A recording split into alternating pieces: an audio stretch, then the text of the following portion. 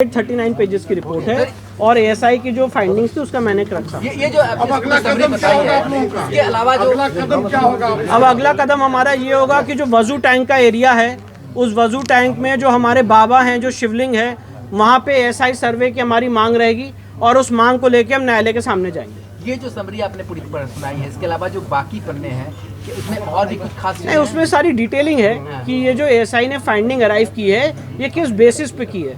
तो उसमें फोटोग्राफ्स हैं, एएसआई की सारी हर एक चेंबर की डिटेल्स हैं, पर उन सारी बातों का जो सारे एएसआई की जो समरी है वो मैंने आपको तो ये बात क्लियर एएसआई ने करती है कि वहाँ पे पहले वहाँ पे पहले एक हिंदू टेम्पल एग्जिस्ट करता था जो 17वीं शताब्दी Devanagari, Grantha, Telugu and Kannada. 3 names of Grantha, 3 names of deities such as Janardana, Rudra and Umeshwara are found in these inscriptions. ये जो इंस्क्रिप्शंस है इसमें देवताओं के 3 नाम आज भी इंगित होते हुए दिखते हैं। कौन कौन सा नाम है? जनार्दना, रुद्र और उमेश्वरा।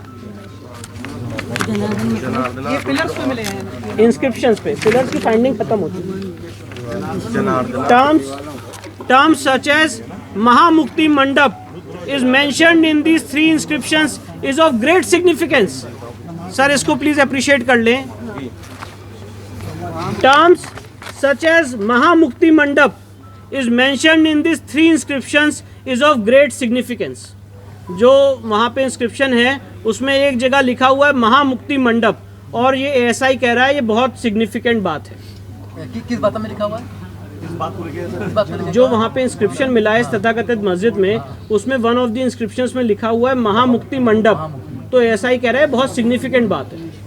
इंस्क्रिप्शंस ऑन लूज स्टोन, अब जो पत्थर हैं जो ऐसे लूज पत्थर हैं उस पे जो कार्विंग्स और इंस्क्रिप्शंस है उसके बारे में एएसआई इतनी फाइंडिंग दे रहा है जो मैं आपको पढ़ के सुना रहा हूँ।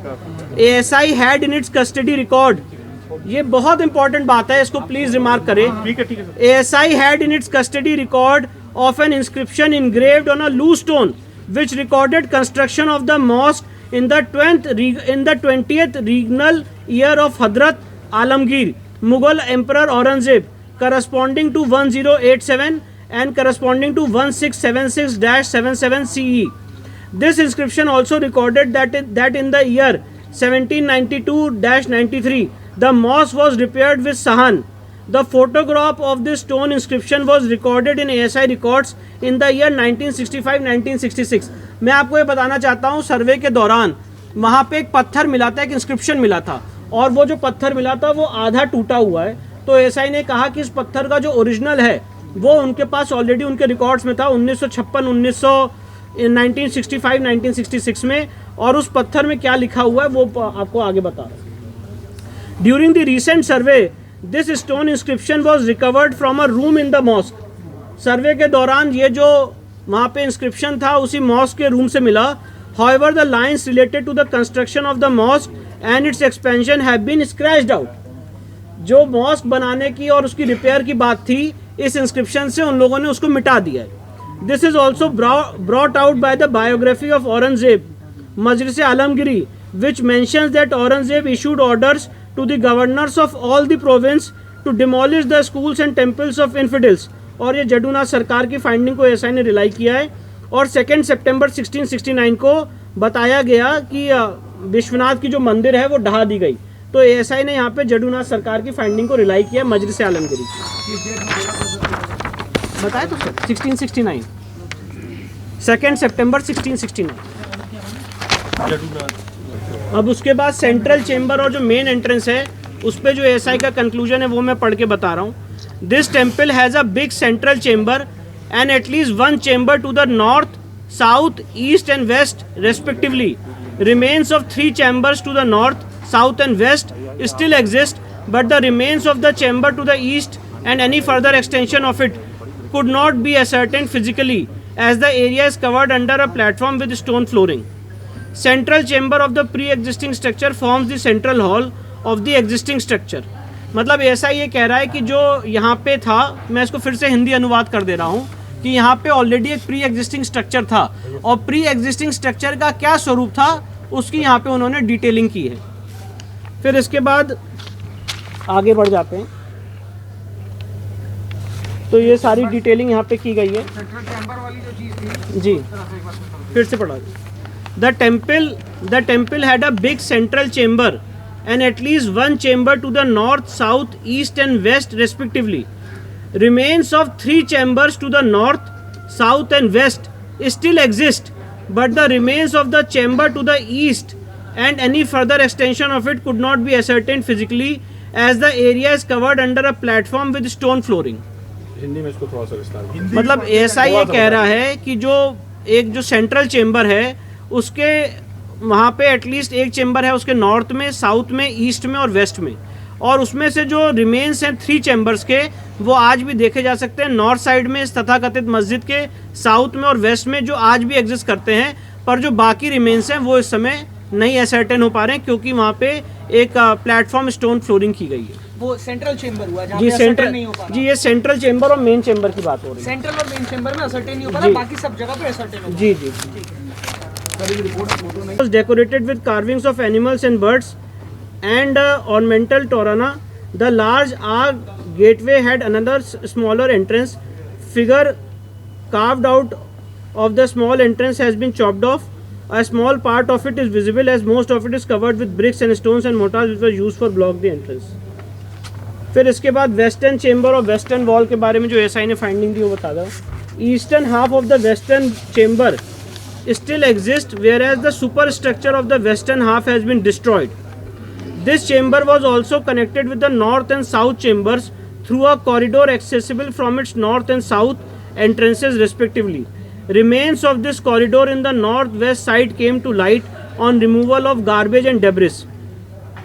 The western wall of the existing structure is the remaining part of a pre-existing Hindu temple. ये बहुत महत्वपूर्ण फाइंडिंग है एसआई की। एसआई ने कहा है कि जो पश्चिमी दीवार है इस तथाकथित मस्जिद की, ये पार्ट है एक प्री एग्जिस्टिंग हिंदू मंदिर का। मतलब एसआई ये कह रहा है कि जो पश्चिमी दीवार है ये पश्चिमी दीवार एक हिंदू मंदिर का पार्ट है।